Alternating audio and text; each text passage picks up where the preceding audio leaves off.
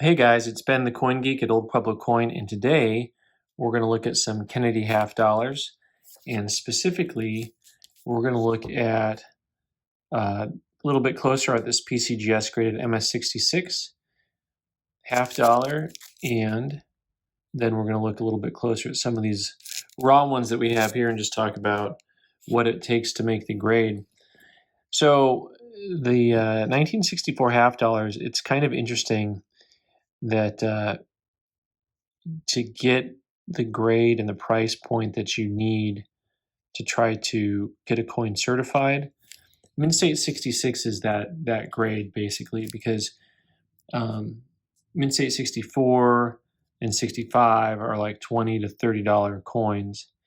A Mint State 66, that's where the big jump is in the coins, maybe a $50 or $60 coin. It's not a super expensive coin, but at the same time, what you're going to find is that it is a grade where you could actually take a coin that you probably spent, $5 on a long time ago.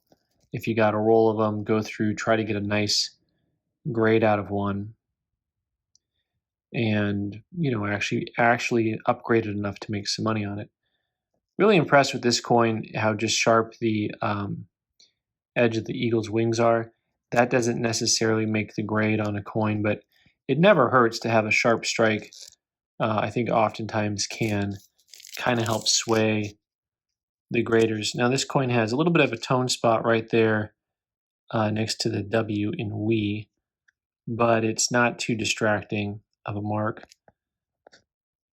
And you see the fields are really, really clean. Just a couple little contact marks. Little bit of chatter up there. And then, but the fields, once again, you see the fields are really, really clean. That's always a key to getting a higher grade, is having really, really clean fields.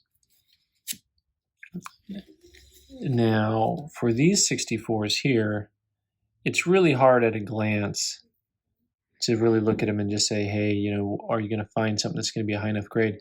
Because at a glance, they all look like they're high grade. And this is one of the problems with trying to buy raw coins on eBay, by the way, because you can make them all look really, really nice. So let's just grab one of these guys here and take a closer look, because to get to a 66, well, first of all, you don't necessarily even need to look at it with a loop. I mean, what you want to do if you got a larger group of coins to go through and you're trying to eliminate, as soon as you find a real distracting mark, you can basically just forget about it. So with the naked eye, what pops up on this coin is the mark on the right side, right over here, that I did not just make with that.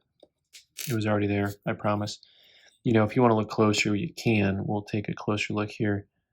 But it's got a whole lot of marking action on this side of the Y. So you want to take those and eliminate right away all the coins that, when you look at them, have a lot of scuffs. So you don't see the big distracting mark, but it has a lot of scuffs. And see, when you catch it at just the right angle in the light, you see all that whiteness that appears, like up and down his cheek right there. Those are little scuff marks, little scrape marks that a lot of times people miss if you're kind of new. Those little white marks that almost are the same colors as hair when you turn it this way, because usually people will see the bigger marks that are easier to see.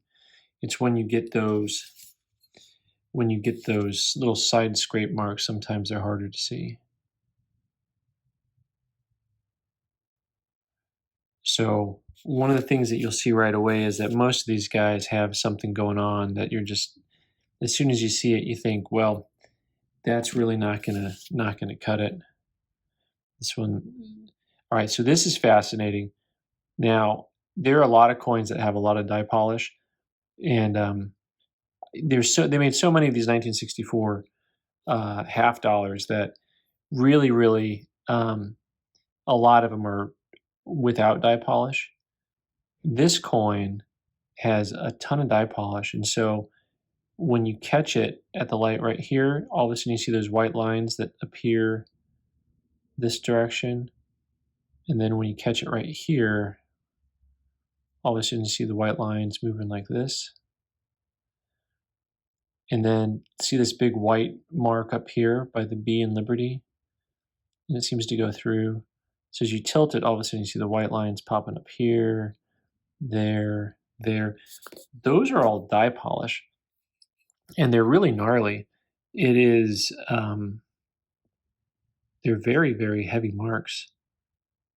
And you can always tell the die polish marks because they go behind the devices. So it's really easy to tell around the lettering. So if you just looked at these and saw all those lines all over the place, you would probably think that it's just been polished or damaged or something.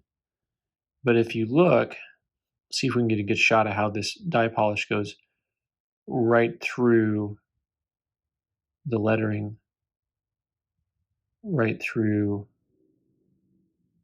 the GOD right there, the original GOD. Yeah, and you see how the lines do not go across the surface of the lettering. It goes behind it. Pretty cool die crack there across the neckline too.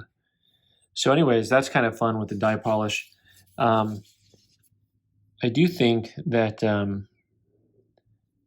we'll take one more look at a coin here that might make the grade.